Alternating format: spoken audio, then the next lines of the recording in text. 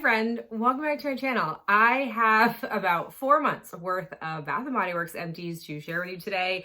It's nearing almost 40 products in total, which is a ton. So I'm not going to belabor getting started. I'm going to leave some chapters down below in case you'd rather ping pong around different categories, but let's go ahead and start with my candles that I have finished off. So that's a surprising statement maybe to hear because I think it was like maybe this-ish time last year, I made a concerted effort to burn through my candle stock, which I did a really good job of. It took a lot longer than I thought it would. And then I really had made a concerted decision to not purchase Bath & Body Works candles. And I have to say, I've done pretty well sticking to that. I think there's been a few places where I've gone in and purchased a candle with the intention of melting it down. But when I was looking at what I had left back in the beginning of January, I had a couple of 3 wicks that I was like, these are truly wintry scents. I don't want to have to melt them down because it's 3 wicks. It's going to be a ton of wax to melt. I'm not necessarily in love with these scents. And then so I went ahead and I pulled them. So the 2 that I burned were just classics really that I've had time and time again, year after year. First one being Hot Cocoa and Cream.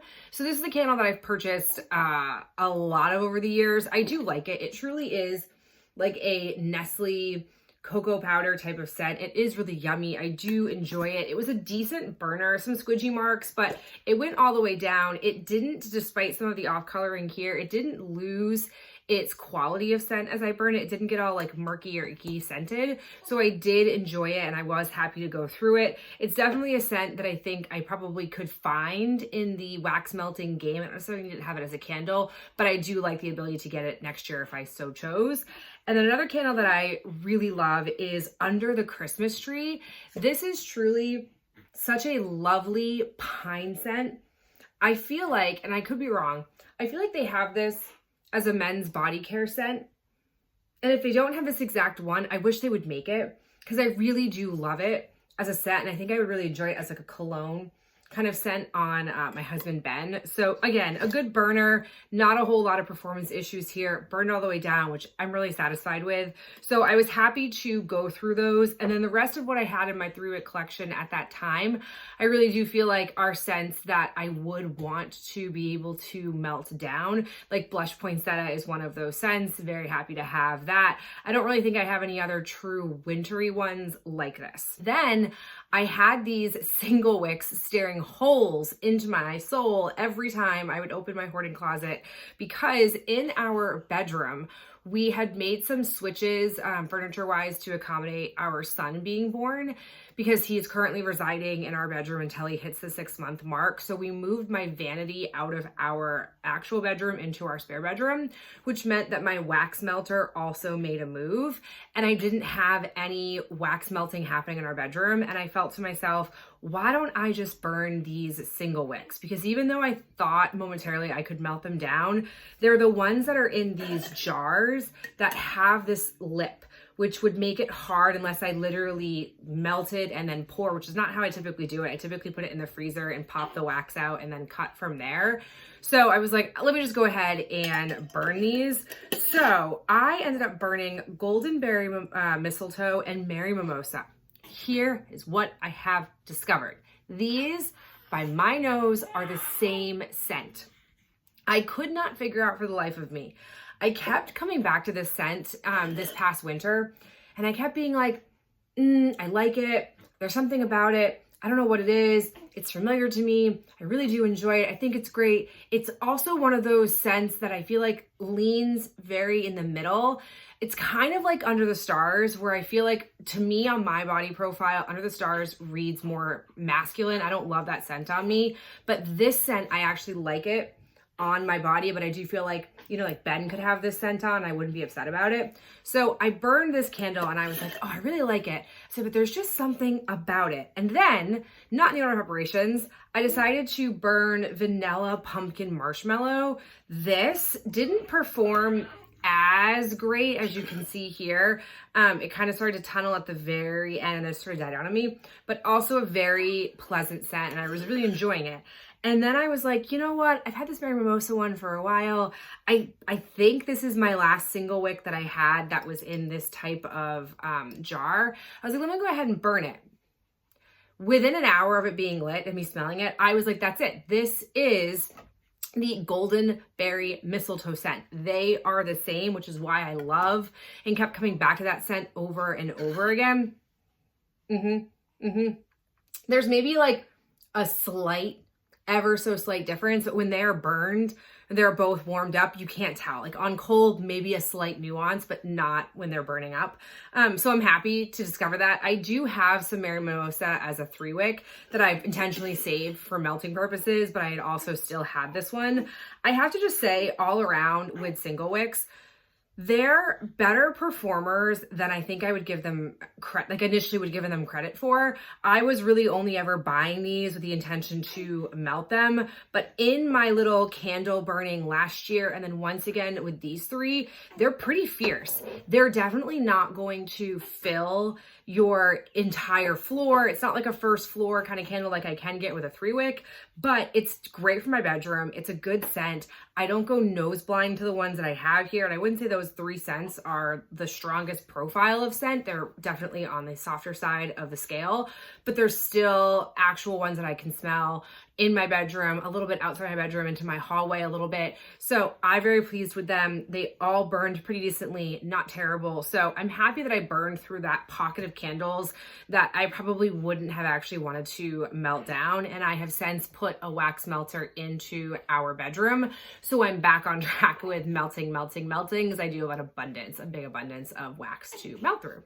Okay, let's go ahead and talk about body creams now. I have a lot of body creams that I have worked through. I've really been doing a concerted effort to work through as much of that collection as I could as we're starting to move into body lotion season, especially right now. If I shower in the morning, which because I'm on maternity leave, I sometimes am doing, I find myself finding that a body cream is too thick to apply. So in the mornings, I'm doing lotion. If I shower at night, I'm doing a body cream. I recognize that's high maintenance, but I am who I am. So let's try to go in some order. So essentially, when I was looking at my current body care collection, I have a lot of rose scents, and I had some not overly seasonally appropriate scents. So I dipped into scents that I wouldn't necessarily normally gravitate towards for certain times of the year, but I was like, you just gotta do it. So the first one I finished off is Brown Sugar and Fig. This is such a yummy throwback scent. I used to get this scent like every single year. It, to me, is such a winter scent, and I love it. I'm pretty sure I might have talked about it in another trash talk, or I might have it in this one, I don't know. But I had it as a shower gel, and it was so lovely. It was lovely as a body cream. Definitely something that I think maybe next year I might feel inclined to get one of, either as a shower gel or a body cream. But it was a super yummy, old school Bath & Body Works scent. Very happy to have worked through it. I then decided to force myself to use a scent that, like, in all actuality, I didn't really love. So I have had a love affair with the Love aromatherapy scent from Bath & Body Works, which is essentially rose and vanilla. It is a beautiful scent as a candle, as body care, as a hand soap, all around. I love it. Can't get enough of it. They have gone through fits of making it online only, discontinuing it, bringing it back, And then I think it was 2 years ago, maybe a year and a half ago now, they brought an iteration of it called Love Cacao Rose. This truly was not my jam. I saw it in store, I got very excited, and I smelled it, and I just, that cacao with the rose, it's not the love scent. You were just trying to dupe me, and I got excited about it. And this is kind of a thing I've recognized because I have another scent that's kind of like this. I sort of lose my focus when I see rose in something, and I tend to get it even if the reality is I don't love it really as a rose scent. I just get excited the fact that they put something with rose paired together. So this is basically that. I forced myself to use it. It wasn't my favorite, but I got through it and I'm happy about that. But I definitely need to watch myself when it comes to rose and really like take a step back, smell it, really assess it, decide if I really actually like the scent or not, and not just blindly buy it, which is what happened here. I then was looking at my collection and I realized that I didn't have any true like what I call winter scents left. So I went with more of like a fall scent. This was the Midnight Amber Glow. This one was amber, caramel, and vanilla bourbon. This was nice. This was basically like a spicier vanilla scent. I do like it. I was happy that I managed to get through it. And again, it was more of like a fall scent for me, but it didn't necessarily jive too terribly for the time of year that I was using it. And you'll notice I don't cut into the body creams. I don't find it's worth the effort for what's left in there, how much work it is. I just do a really good job squeezing it all out. So happy again with this. But we're not done. I still have 2 more body creams. Like I said, I was very focused on working through these. So the next one is another rose one. I've kind of been switching on and off between a seasonally appropriate and then a rose scent. And that's kind of been my pattern for a little bit because I do have a lot of rose in some of my pockets of my collection.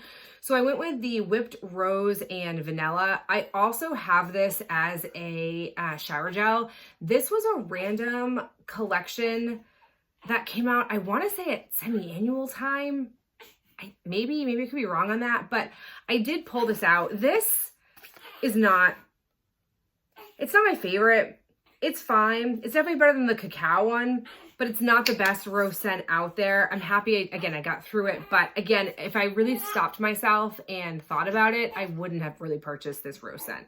Final body cream that I have is Cactus Blossom. Oh my gosh. So this is a scent that originally 3-wick. Love it as a 3-wick. Then it came out as a hand soap. Loved it as a hand soap. And I kept being like, I want it as body care, want it as body care. And they finally did that. And oh my gosh, I got it as body care. I loved it. And it disappeared off the shelves. And it came back, maybe it was last year.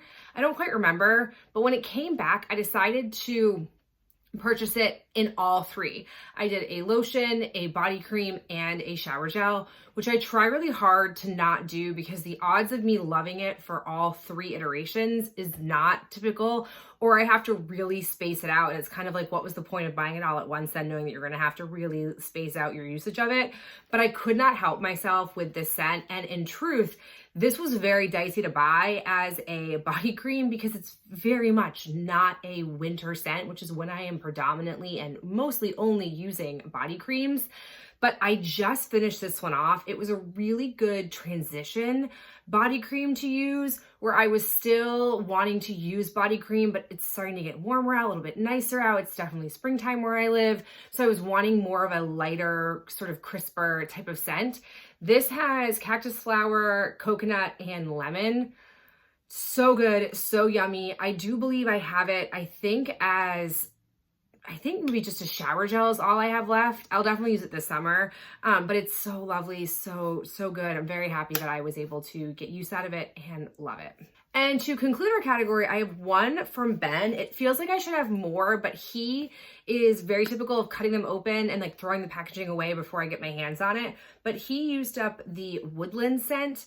I will always say this about all of the men's body care. I personally find that the men's body care has the same base foundation scents in it. So they all kind of start to smell the same, to be quite honest. This one claimed to have cool citrus, fresh sage, and Virginia cedar. This stuff is nice. I do like all the scents we've come across, and I tend to get whatever's on sale. I find that, at least in my general area, the men's body care line tends to get really picked over, or my stores just don't get a lot of stock of it. I'm not sure. So I tend to get a lot of repeat scents for him, but he doesn't care. He uses whatever's given to him. He's very rarely vocal about body care stuff. So he used this up, and I do like this scent. I've got 3 hand creams that I have finished off.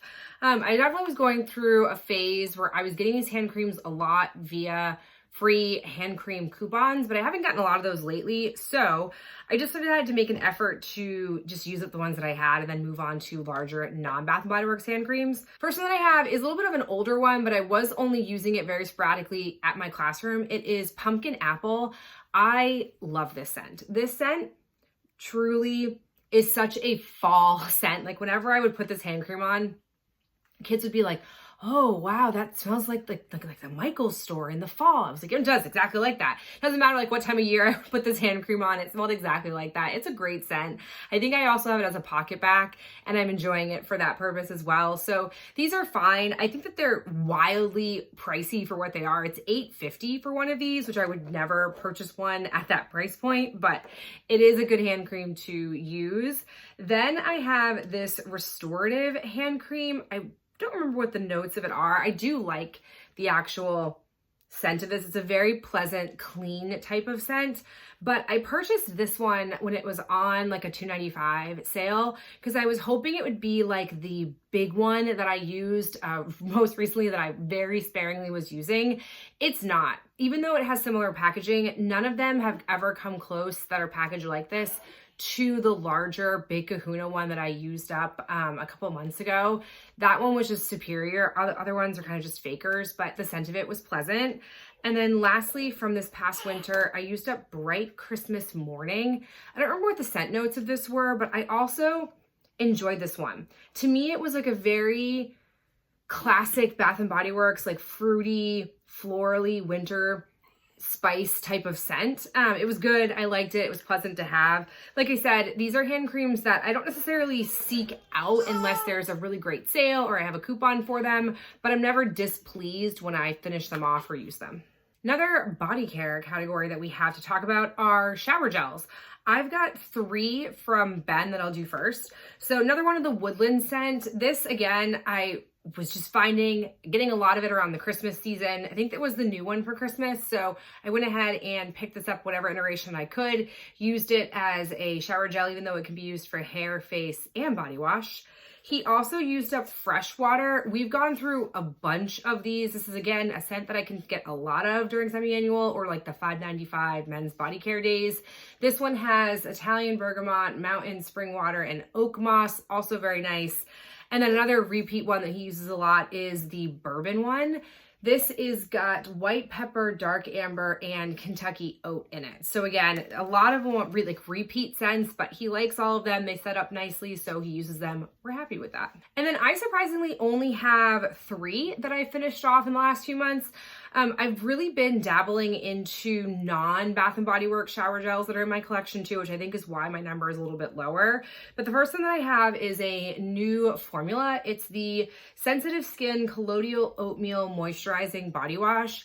I have found over the last couple of years when they do their random like $4.95 or $5.95 body care sales, I tend to get a bit more like exploratory because it really does open up the entire store.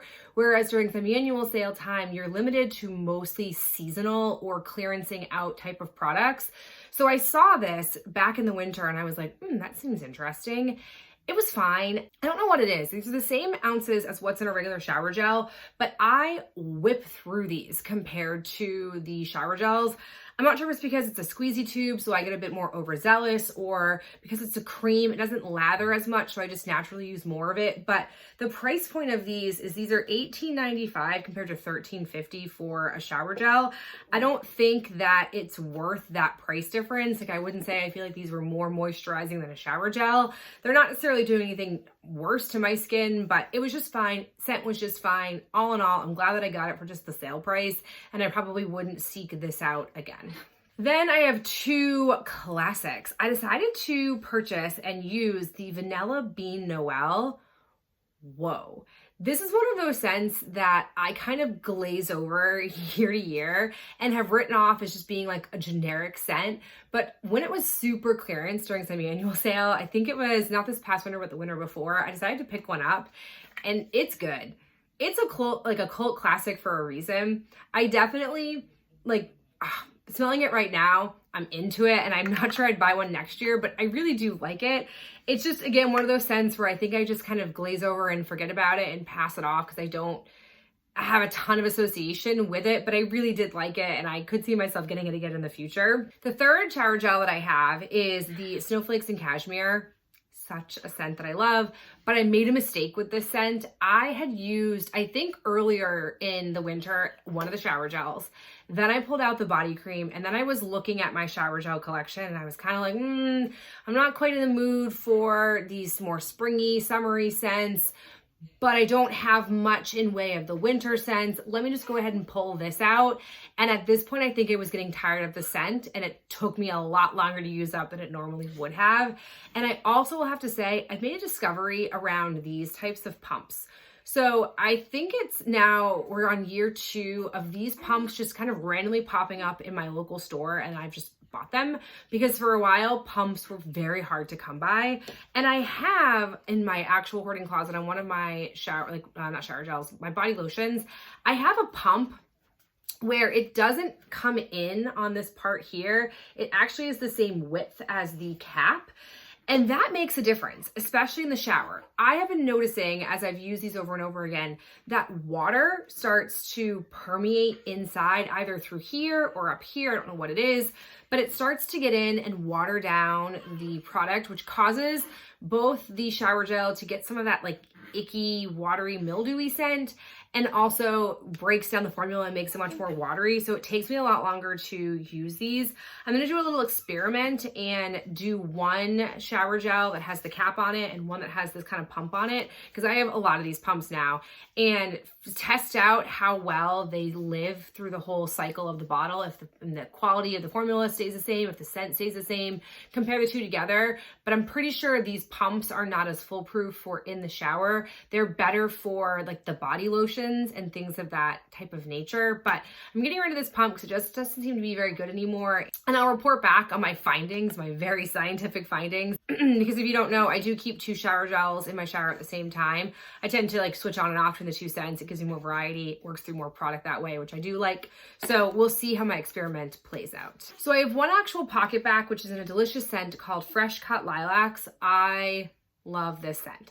I like it as a 3-wick candle. I like it as a hand soap and a Pocketbac. I don't like it as actual body care.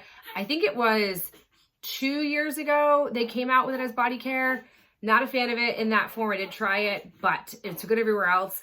This just is a lovely scent. Very happy to have it. And their Pocketbacs, I will just warn, are very strong. So just keep that in mind if you don't like particularly strong scents. Like I've actually put this on, an hour later, washed my hands, and I could still smell the Pocketbac scent. The other 2 hand sanitizers that I have are the larger tub pump ones that they sell. These are the antibacterial moisturizing hand sanitizers. I have Champagne Toast and Beautiful Day. I use these in my classroom. My students really like to have these. They comment a lot on how much they enjoy one scent versus the other. The fan favorite was definitely Champagne Toast. They missed this one when I brought in Beautiful Day. They were asking where this one was, why we couldn't have more of it. I only buy these when they're at semi-annual sale. They retail for $7.95, I think is the typical going price. And I'll definitely pay attention this particular spring or summer semi-annual sale if they have these, and I'll stock up, because now that I know my students just love them so much, I will definitely keep them in my classroom. I also like them. I will say the formula, the moisturizing hand sanitizer, it's sort of a strange formula. It almost has this cooling gel effect where you feel like it might feel like it's drying down or drying your hands out, but it actually does moisturize them. It is a pleasant texture to be using. So I do like that. They are nice and they're good scents. So I appreciate that too. We now move into the 12 hand soaps that we have finished off. We decided to, before our son was born, potty train baby girl. She officially turned 2 back in February. So we, shortly after her turning 2, went into potty training mode. It went very smoothly, which is I'm so grateful about that. We haven't mastered overnight not going to the bathroom, but that's a different story. That's totally fine. But I've noticed that because we now have her potty trained, we are blowing through soap and we're blowing through toilet paper at rapid rates. So I test a lot of that to her. And I will say I was making a concerted effort to not purchase hand soaps because I really wanted to drill into my collection. And I will say I do still have a pretty hearty collection despite using these 12 and not buying a lot of hand soaps. Because we have so many winter hand soaps, I am such a lover of the winter scent soaps that they come out with. So I tend to buy a lot of them, more than I have time to use up in a single winter season. So coming into this past winter, I was carrying a lot from the previous year and then I bought a bunch. So now I still have a bunch of winter ones, but I'm just gonna go ahead and share with you all the ones we've used in no particular order. So first one that I have is Sweater Weather. This was very lovely. I really do like this type of packaging from the White Barn collection. I think these are just very beautifully done and I like them. This is also a classic scent, very happy with it. The notes of it are sage, eucalyptus, and fresh woods, so yummy. I also have a Crisp Morning Air. I actually had 2 of these in the hoarding closet at the same time, which I try very hard not to do. So this must have just gotten pushed back and then forgotten about. But this one is Fresh Pine, Juniper, and Juicy Pear. I tend to do one of these a year. I just really love this particular scent. Then I have like a generic one. This was Cozy Vanilla Almond. This is Vanilla Orchid, Sugared Almond, and Sweet Musk. This is one of those scents that I'm gonna just estimate. I brought Ben with me for, and he picked out. It's very much of a classic basic vanilla scent that he loves. Didn't really do much for me, wouldn't buy it again, but we've used it. I also have a Blackberry Bergamot in this fun little packaging. Notes of this were dark blackberries, snowy cedarwood, and creamy Vivetier? I'm probably saying that wrong. This was one of those scents that was unexpected. I wasn't sure I liked it on cold, but then actually using it, I really enjoyed it. It was very pleasant smelling. So very happy that I was able to get that scent and enjoy it. The same thing goes for Coconut Angel Cake. I wouldn't necessarily say I'm a big coconut person traditionally, but I've really come around to the scent. This is one of those scents that I just really, I really like it. The bakery nature of it is really pleasant and I do like it for the winter months. The notes of this are coconut, angel food cake, and vanilla sugar. So yummy. Then I have one that I tolerated but definitely wouldn't get again. I need to really be careful. I've tended to, during a lot of their one-day sales, done a buy online, pick up in store, which is super convenient and it makes it very easy for me to maximize the sale. But for like things like hand soaps, it also is a bad thing for me because I end up buying more than I normally would and I don't always love all the scents. This is one of those. This one had maple drizzle, warm citrus sunshine, and brown sugar. There just was something like off-putting about this. I don't quite know what it is, but I didn't love it. Like I said, I finished it. I like the packaging of it, but not a scent that I would want to have again. And I really need to make sure I'm doing a better job at this of going in and smelling scents and making like a list on my phone so that when a sale comes around or if a sale happens, going into the store, because I just have found, this started to happen to me last summer, when I buy things on the buy online pickup in store, I just don't always get the best scents for myself. The scent notes don't always tell the true story of how I'm gonna feel about it when I smell it. Ooh, okay, this is definitely one of those spring, but really is a fall scent. This is Sweet Apple. This is just a silly one. This is Farm Fresh Apple, Crisp Pear, and Orchard Skies. This to me is farm stand apple from 100 years ago. It's a lovely, super great scent, but I did not want to use it in the spring. It was very much to me a fall leaning scent, so I saved it for that time. The packaging, very cute on it, but it definitely reminds me how Bath & Body Works is taking a lot of scents and recycling them for different seasons, which is fine for them, but I am more of a seasonal person. Oh, here's an unexpected one. This is Twilight Rose. Similar to the theme we've talked about with Rose, I saw this on the buy online sale, picked it up, and then at first when I smelled it on cold, I was like, I don't really know about this one. I'm not so sure about it. Even smelling it now, I don't think I love it on cold. But actually washing my hands with it, I found this scent so pleasant. The notes of this are midnight rose, dewy lemon, and wild peony. And I feel like on cold, the lemon is really sharp. Like I can really pick up a lot of the lemon scent. But when I actually washed my hands with it, it became more of a florally rose type of scent, which I really liked. So this was unexpected. My only other complaint about this is that I couldn't see through the packaging. It's like this soft matte packaging. So I couldn't see into it to see how much I had left, which for somebody who likes to get that like self-satisfaction of how much I've been using. It does bother me, but scent was really good. I don't know if we get a scent like this again. I don't see this very often, but I enjoyed it. I also have a classic. This is Winter Candy Apple. It's been a long time since I've had this scent, but I really just wanted it when I smelled it on cold. It's red apples, winter rose petals, and candied oranges. So yummy. I might actually, kind of like Vanilla Bean Noel, I might go for this as body care next year. We'll see how I feel come next like winter season. Then I did Golden Berry Mistletoe. This was my first gateway into this scent before I went for it in body care. I really did enjoy it. The notes of this are sparkling berries, sugared spruce, and frosted air. I have to say it reads very true to the candle scent, to the body care. It all works really well, and I seem to like all the iterations of it, which is so nice because it is technically Mary Mimosa, which is a scent that I was obsessed with as a 3-wick for a while. Final 2 soaps that we have are my 2 favorites from the ones that I've used up. So the first one was Sugar Plum and Rose. This I actually purchased 2 of, and we're using the second one right now because I, again, was trying really hard to just use what was in the closet, even though I low-key was hoping to save it for next winter. But this one is blackberries, sweet sugar plum, and iced rose. I mean, we're talking plum and rose. What a marriage.